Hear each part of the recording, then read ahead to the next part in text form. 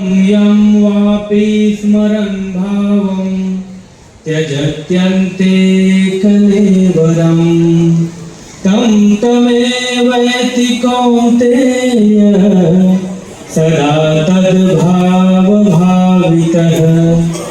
गीता अध्याय 8 श्लोक 6। अर्जुन, जो जिस भाव का स्मरण करता हुआ शरीर को त्यागता है, प्रायः उसी योनि को प्राप्त होता है। स्पष्ट है कि नवीन शरीर धारण करने में माता पिता के जीनों की आवश्यकता नहीं है। यह संकल्पों और स्मृति पर आधारित है, और जो मेरा स्मरण करता हुआ शरीर को त्यागता है, वह मेरे सहज स्वरूप को प्राप्त होता है। तब तो बड़ा सस्ता सौदा है। हम आज से ही क्यों नाम जपें या इंद्रिय संयम करें? जब शरीर छूटने लगेगा, हम भगवान का स्मरण कर लेंगे।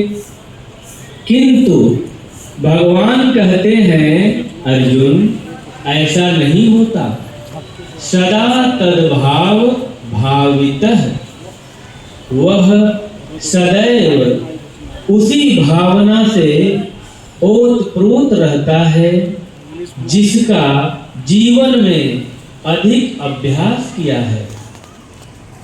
मृत्यु के समय बुद्धि विकल रहती है, जिससे निर्णय लेते हैं। स्मृति भ्रमित रहती है, जिसके पटल पर धारण किया जाता है। ये यंत्र बिगड़ जाते हैं। आप धारण कैसे कर लेंगे? उस समय वही दृश्य हठात सामने आ जाता है, जिसका जीवन में अधिक आचरण किया गया है। इसलिए अर्जुन, कल तो कभी आता नहीं। तुम आज से ही, अभी से हर समय निरंतर मेरा चिंतन कर और युद्ध कर, तू मुझे प्राप्त होगा। गीता अध्याय 8 श्लोक 7। अब निरंतर चिंतन और युद्ध एक साथ कैसे संभव है?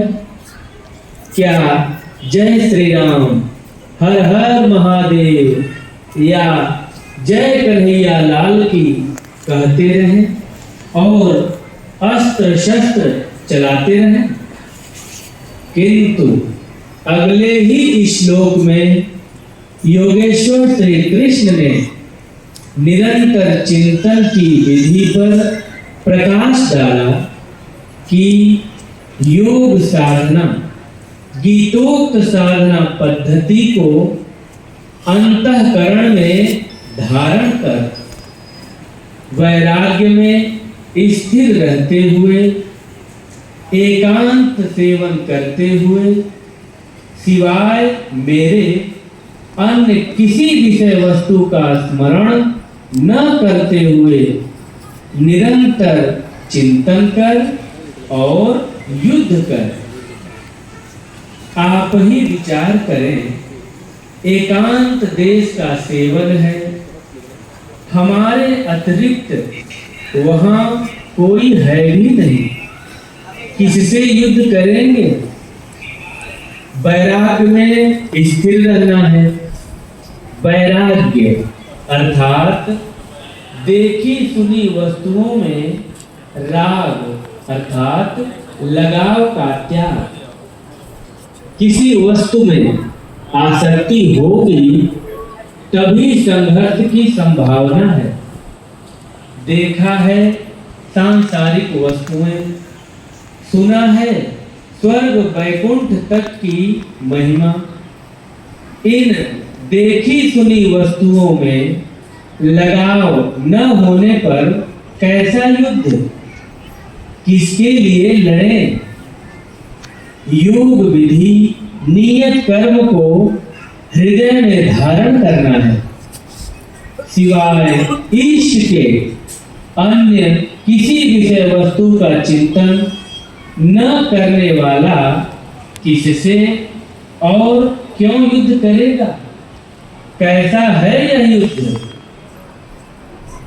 वस्तुतः सब ओर से चित्त को समेटकर वैराग्य में भली प्रकार स्थिर रहकर जब उस परम प्रभु में